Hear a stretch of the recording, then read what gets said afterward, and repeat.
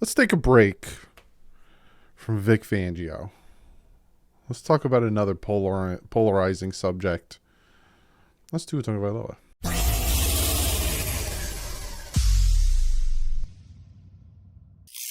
What is up, Finn fans? I couldn't even get the flipping intro out without sounding like a big dumb. But we're going to talk about Tua and his fifth-year option. And should the Miami Dolphins pick up his fifth-year option, they have till May, so they got a little bit, being that it's February 1st. But we're going to talk about that. But real quick, I've been wearing this hoodie, this sideline hoodie, for a bunch of my videos. I'll back up so you can really see it, right? I've been wearing this Mam Jam for a bunch, and a lot of you guys have been asking, where can I get it? Where can I get it? Where can I get it? It's in stock. I told you I'm partnering with Fanatics.com. It's in stock. I'm hooking you guys up. Click the link in the description. So open the description. It's the very top link. It'll take you right to the hoodie. It is in stock. All the sizes, everything. It's in stock. Go grab yourself a hoodie. I got myself one a while ago. A lot of you guys been asking, hey, where can I get one? Where can I get one? Oh, they're out of stock. I'm telling you right now, the very first link in my description, click on it. It's going to send you right to the hoodie. I told you I'm partnering with Fanatics. So whenever this stuff is on, whether it's in stock, it's on sale or whatever, I think there's free shipping on a certain amount too. You could see the banner on the top. I'm going to hook you up. So again, it's in stock. I found out it's in stock. I'm sending it to you. Go grab yourself a hoodie. There you go. Like a lot of you guys been asking about this. So I want to help you. I want to help you all out. So yeah, we're going to talk about Tua Tagovailoa and his fifth-year option. Should the Dolphins pick it up? Should they not pick it up? And we're going to talk about a lot of Tua in this video.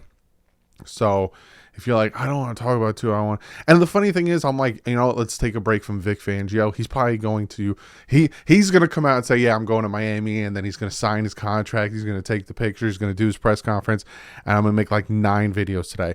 But I hope so. This is me putting the mojo out there. That's where the push-ups came from on the live streams. I do things so other things could happen because that's just my luck. So let's get into this. So we're going to talk about this fifth-year option. We're going to talk about, first and foremost, let's talk about Tua Tagovailoa, right? The fifth-year option is a guarantee. It's a full guarantee. So we have to talk about Tua. 2021, my biggest knock on Tua was his inconsistencies. I said during his play on the field and all that stuff, he'll show you what he could do, and it looks so good, and his precision and his throws and his timing and his footwork in the pocket and, taking the pressure. And a lot of people are like, he doesn't do any of that. He never throws there, and he looks horrible in the pocket. I'm at the point where I've put in proof out there, and I've did film breakdowns, and the proof is out there. So if you want to keep saying that, then you're just blind, and you probably think the earth is flat. But essentially, he had his high. But then again, in the same game, he'll throw a dumb interception. He'll throw an incomplete pass that we need him to in certain situations. It was the inconsistencies in 2021. So I said to you guys this year, I need to see him consistently play to show me that we can move forward with him. And he did. The Ravens game, put the team on his back, won that game. The Bills game, 3rd and 22, threw a dot to Jalen Waddle to help us win that game. The stretch against the Browns, against the Lions, against the Bears, even the first half of the Texans game was really good. And again, I have these notes here, right? And I have these stats here. Because so many times do people want to poo-poo his good games. They want to poo-poo the Lions, Browns, Bears game, even the Texans game. They want to say he was bad against the Bills. They want to say the Ravens game was just one quarter when it wasn't. They want to diminish his good and highlight his bad, right? And I'm all for it. I'm about to talk about it in 2 seconds. And I've went out and did hard evidence work and stat work to show how his numbers against these bad teams of the Lions, Browns, and Bears are better than Josh Allen's numbers against the same teams, against Jalen Hurts' numbers against the same teams, against Aaron Rodgers' numbers against the same teams, Justin Herbert's numbers against the same team, Tom Brady, Joe Burrow. He has better numbers than against those bad teams. So again, don't diminish it, because I'm about to tell you, right? So he showed me consistently he can win, right? He's putting the consistency together, but then you had the West Coast trip. The 49ers and the Chargers game were just bad. That second half in Green Bay game, we found out he had a concussion, but it was just, he cost us the game. The Patriots game, it wasn't a crap game. It wasn't a horrible game, but go back and listen to me say in my post game when I said, if he keeps playing like this, we're not going to win many games. And the Steelers game, coming back from his 3 weeks on being injured with concussion, was sloppy. So again, don't diminish his good play to elevate his bad. Let's talk about his bad in the same way we talk about his good. And that's what I do, right? A lot of people want to call me a two-in-ear, want to say that I do this and I don't do that for other players, which is blatantly false. It is proof out there again. I talk about his good equally as I talk about his bad. He had bad games this year and he had really good games this year. But again, to me, I needed to see the consistency, and I saw it. I saw it against the Ravens. I saw it against the Bills. He got hurt. I saw it against the Browns. I saw it against the Lions. I saw it against the Bears. I saw it against the Texans. Then he got taken out. Then it was bad. But I will say this. He played really well against the Bills both times. To me, it wasn't really him that lost us the game in Buffalo. And then again, he got hurt. So then, but that's where I'm at now, right? So his play, I was like, yeah, I told you I was going to give it to like week 4, week 5. I'm like, yeah, this is it. This is what I need to see. He's showing me he can play consistently. After the Bills game, there were so many doubts. Screw it. After the end of the Ravens game, there were so many doubters that were like, all right, he did what I needed to see him do. He was down 21 in the fourth quarter, and he. And that's the thing. The Tyreek Hill was wide open. How many times did he miss those wide open reads? How many times did he miss those wide open throws? He was showing progress, and he showed me the progress that I needed to see to feel comfortable with him as the franchise quarterback. Now, here's the big, fat, ugly, red, monkey butt. He did not stay healthy this year. He missed, 5.5 games? Because he couldn't stay 6 games, 6.5 games. Couldn't stay healthy. Could not stay healthy. And now, going into 2023, the team came out and said, he's our starter. Now that's where I'm at, right? And I'm not moving no goalpost. I'm not giving him 7 years. But now I'm like, all right, well, you showed me you could play. You showed me in this offense that's made for you finally, whereas every other quarterback gets an offense made for them. Whereas Tua doesn't get an offense made for him his first 2 years. And I've showed you the proof of that. They literally said to Joe Burrow, we're going to include some of LSU's plays into this playbook to make you comfortable. Same thing with Justin Herbert. Predicated their offense around him. Tua, you're going to learn this guy's offense. I don't give a crap you're drafted 5th overall. You're going to learn somebody else's offense. Second year, we got 3 guys going to tell you what to do. Now, all of a sudden, he gets an offense predicated to him. He shows up. But he cannot stay healthy. So that's now where I'm at, right? You show me you're developing. You're showing me you can play. You got to continue to develop. There's still a lot that he needs to work on, which I'm going to talk about. There's still a lot. But now you can't stay healthy. So this 5th-year option coming up makes me nervous. So let me give you some backstory on the 5th-year option, right? So essentially the 5th-year option is for first-round players, and it sets a price. Right. So Joe Burrow, since he's already been to a Pro Bowl, his 5th-year option is $29 million. Chase Young, he's been to a Pro Bowl. His 5th-year option is $17 million. Jeff Okudah hasn't been to a Pro Bowl, and his play time isn't great, so his 5th-year option is $14 million. A lot of that was added to the 5th-year option was play time, Pro Bowl appearances, and all that other stuff. It used to not be fully guaranteed, right? It used to not. So the other major change for the CBA and the structuring of the guarantee, previously the 5th-year option was guaranteed for injury only. So again, if the Dolphins put the 5th-year option on Tua and then he got injured, he gets the full guarantee. Meaning a player cut for skill or cap reasons wouldn't see that money. That out for the team is now gone, with the option fully guaranteed for injury, skill, and cap. So again, if the Dolphins want to give the 5th-year option on Tua and he gets injured this year, he's a Miami Dolphin for 2024 with a cap hit of $25.382 million. That's his 5th-year option because of the playtime. Again, he hit that playtime quota.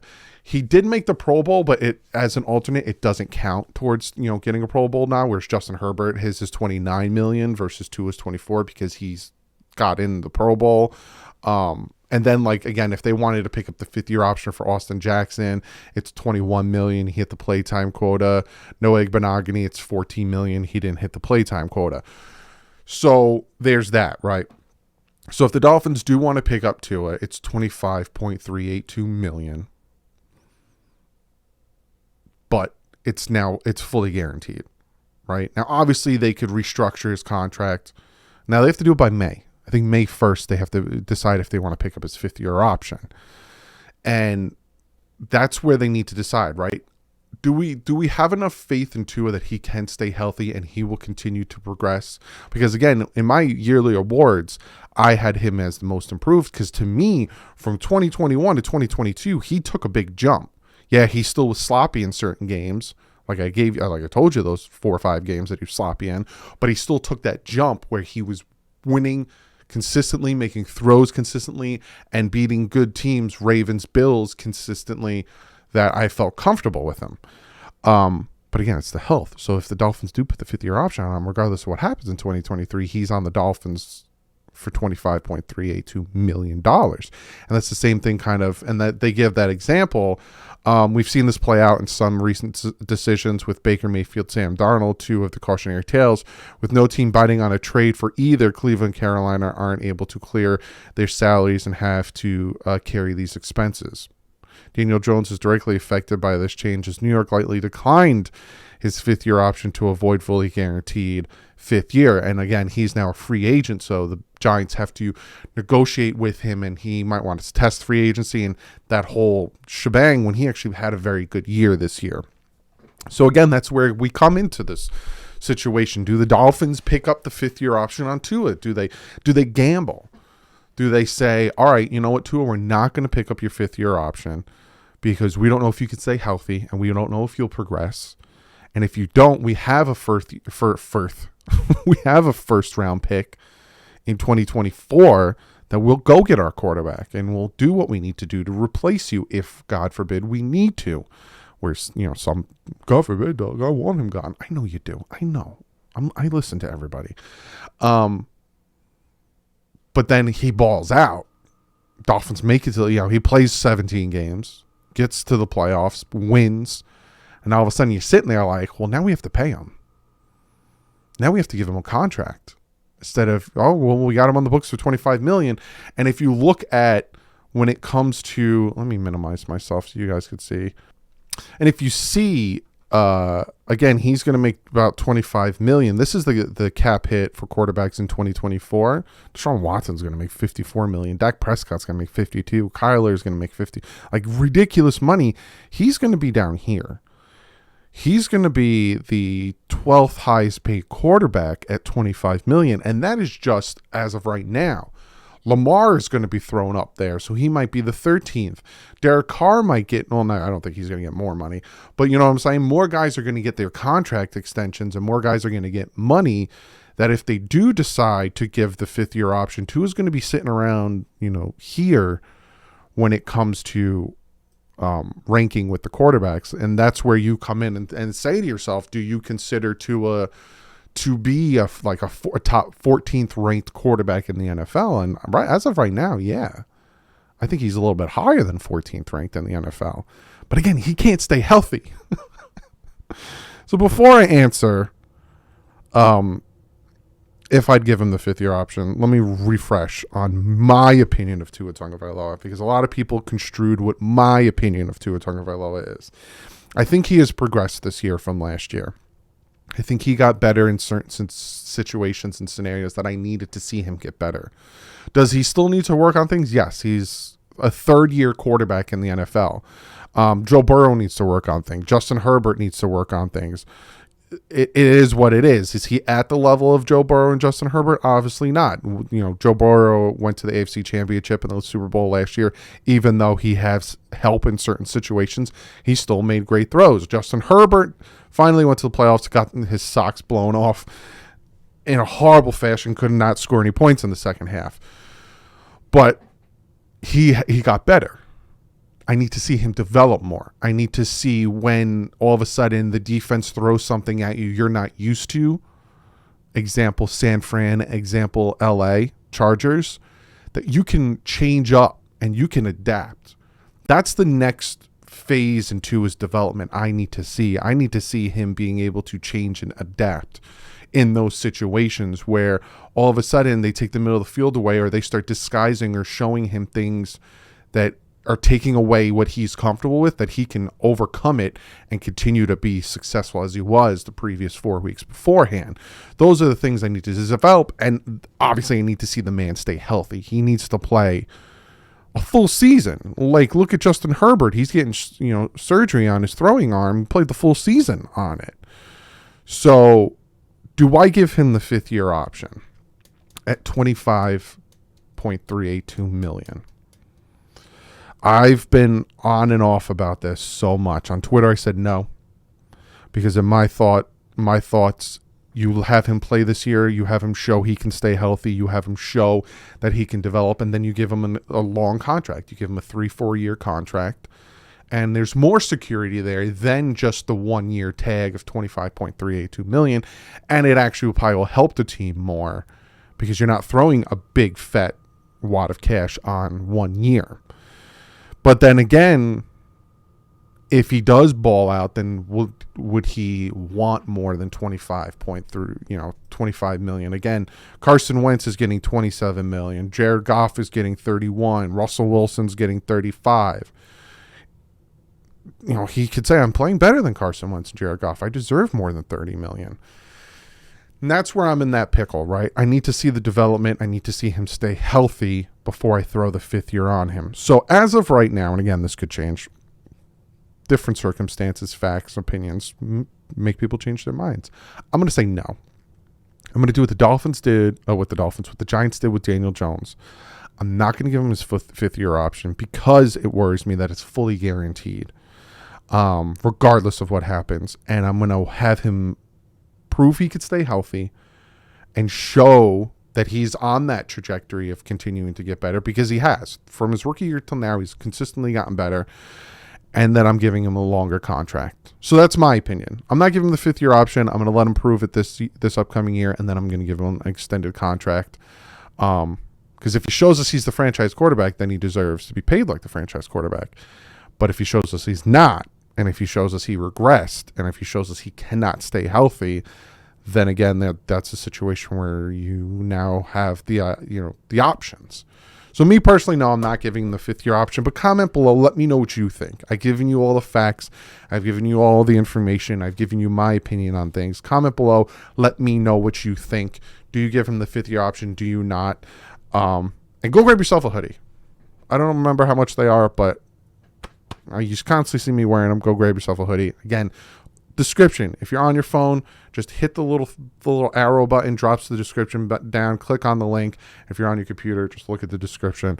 Go grab yourself a hoodie. I will see you guys in the next one. Hopefully it's later today with Vic Fangio signing his contract with the Miami Dolphins.